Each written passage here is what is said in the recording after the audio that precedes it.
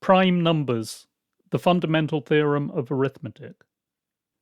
The fundamental theorem of arithmetic is one of the most important results concerning prime numbers, and you'll be glad to hear that you are already familiar with this result from elementary arithmetic. If you take an integer, say 18, you know that you can decompose it using a factor tree into its prime factors. And you'll be aware that that can only be done in one way. With 18, you can only get the prime factors 2, 3, and 3. And furthermore, you know that whatever integer you start with, it will either be prime already, or you will be able to decompose it into its prime factors. And it is the fundamental theorem of arithmetic that guarantees that these facts are true.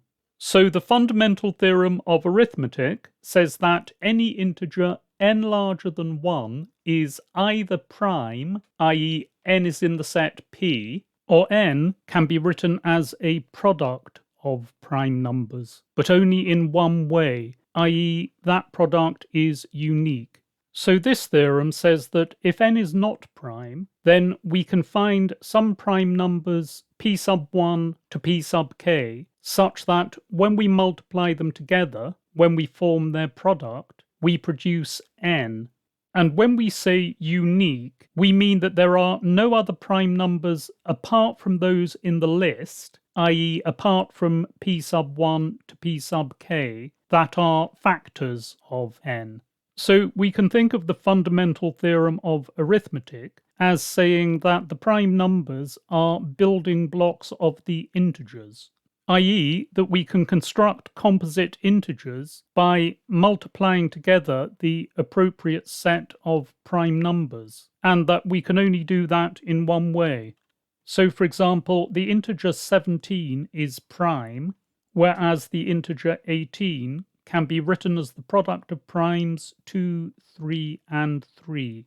And no other prime numbers apart from 2 and 3 will be factors of 18. And in the p sub 1 to p sub k notation, 2 would be p sub 1, 3 would be p sub 2, and 3 would be p sub 3. We call the numbers p sub 1 to p sub k the prime factors of n. And please note that there can be repeats of the same prime number in the list. When we say that the factorization is unique, we are referring to the whole list, not to the individual numbers in the list. We have here the number 1500, and we know we can write 1500 as 15 times 100. We call 15 times 100 a factorization of 1500. We can factor 15 into 3 times 5, 100 into 10 times 10, 10 into 2 times 5, and 10 into 2 times 5. And since all the numbers in the leaves of that tree are prime numbers, we can go no further. So we can write 1500 as 2 times 2 times 3 times 5 times 5 times 5. But of course, we could change the order of the numbers in that product and still produce the same result, so we could write 1500 as 3 times 5 times 5 times 5 times 2 times 2. Now both of these products are called prime factorizations of 1500. In both of these products, we have the same list of prime numbers, even though they occur in different orders. And of course, we want to consider both of those products as the same prime factorization of 1500. So we have to ignore the order in which we write the prime numbers. And when we ignore the order, we say that a prime factorization is unique up to order of the primes in the list. In other words, if you have two prime factorizations, and you can turn one into the other simply by reordering the numbers in the list, then we consider them to be the same prime factorization. Here, we once again have 1500, but we note that we can factorize it differently as 30 times 50. And we can continue that factorization. 30 is 3 times 10, 50 is 5 times 10, 10 is 2 times 5, 10 is 2 times 5. And we note that both this factor tree and this factor tree produce exactly the same list of prime factors. And indeed, it is the uniqueness guarantee of the fundamental theorem of arithmetic which ensures that even when the details of the branches differ, any factor tree will always contain the same prime numbers at the leaves, as long as you're factorizing the same number, of course. When we write 1500 as 2 times 2 times 3 times 5 times 5 times 5, we are writing it in the p sub 1 times p sub 2 up to p sub k form that I used originally. And in this case, k must equal 6, so p sub 1 is 2, p sub 2 is 2, p sub 3 is 3, p sub 4, p sub 5, and p sub 6 are all 5. Normally, of course, we would write 2 times 2 as 2 squared, 5 times 5 times 5 as 5 cubed, and 3 as 3 to the power 1. And when we write 1500 as 2 squared times 3 to the 1 times 5 cubed, we are using a prime power notation. And the general form of that notation looks like p sub 1 to the r sub 1 times p sub 2 to the r sub 2 times p sub 3 to the r sub 3 up to p sub j to the r sub j.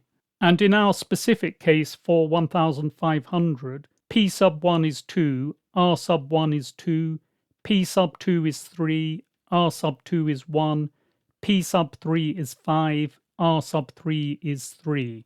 Now, I personally find this power notation more difficult to read, but it is probably more common in mathematics books, so you should be aware that it exists. And my personal preference is to use this for the general form, but of course sometimes when specific numbers are involved, it's nice to write them more concisely using powers. Generally, I try to avoid writing this particular notation as I find it rather difficult to read. I haven't proved the fundamental theorem of arithmetic, but if we look at these factor trees, we can see why it is likely to be true. In each factor tree, the number that we are going to factor is the largest number in the tree, 50, 1500, 17,325. And each time that we perform a factorization, the numbers reduce in size, 5, 10, 15, 100, 5, 3,465. And so as we proceed down each tree, we produce smaller and smaller numbers. On the other hand, we are looking for prime factors, and the smallest prime factor is 2. So although the numbers are reducing in size, we can never choose a number smaller than 2. We could never produce a negative number, for example, because that wouldn't be a prime number. So we have a procedure that produces a sequence of decreasing numbers that cannot be smaller than 2. And it's at least intuitively obvious that that procedure must terminate. And of course it terminates when we find a prime factor, because by definition a prime factor only has the trivial factors, 1 and itself. We can now answer the question, why is 1 not considered to be a prime number? And the answer to that question is that if 1 were considered to be prime, then the fundamental theorem of arithmetic would be false. And more specifically, it is the unique factorization part of the theorem that would be false. We know that 1 is a factor of every integer, i.e. we can write a equals 1 times a. Now, the prime factorization of 1500 is 2 squared times 3 times 5 cubed. But a equals 1 times a, so we can replace 2 squared with 1 times 2 squared without changing the value of the product. And of course we can repeat that process over and over again, so we could generate terms like 1 squared times 2 squared, 1 cubed times 2 squared, and so on. And so if we were to allow 1 to be a prime number, i.e. 1 to appear in a prime factorization, then we would have an infinite series of different prime factorizations of the same number, here of 1500. On the other hand, if 1 is not considered to be prime, then we have a unique prime factorization for 1500. Now, mathematicians consider the unique factorization part of the Fundamental Theorem of Arithmetic to be very important, so for that reason, they have decided that 1 is not to be considered a prime number. And so we can say that 1 is defined as not prime to make the Fundamental Theorem of Arithmetic work nicely. And we ought to note that the question of whether 1 is or is not prime is a matter of definition. It's not a matter of proof. And in fact, in the past, up to about, say, 80 years ago, some mathematicians did indeed define 1 to be prime. But these days, for the reason I've discussed in the video, 1 is universally defined as not prime.